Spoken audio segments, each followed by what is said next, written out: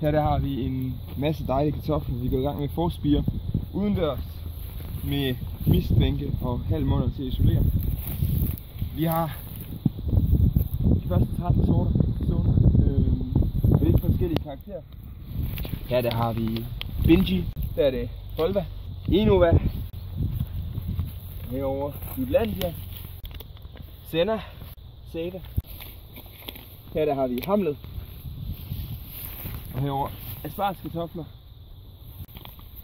ballerinaer, og heroppe der har vi solister.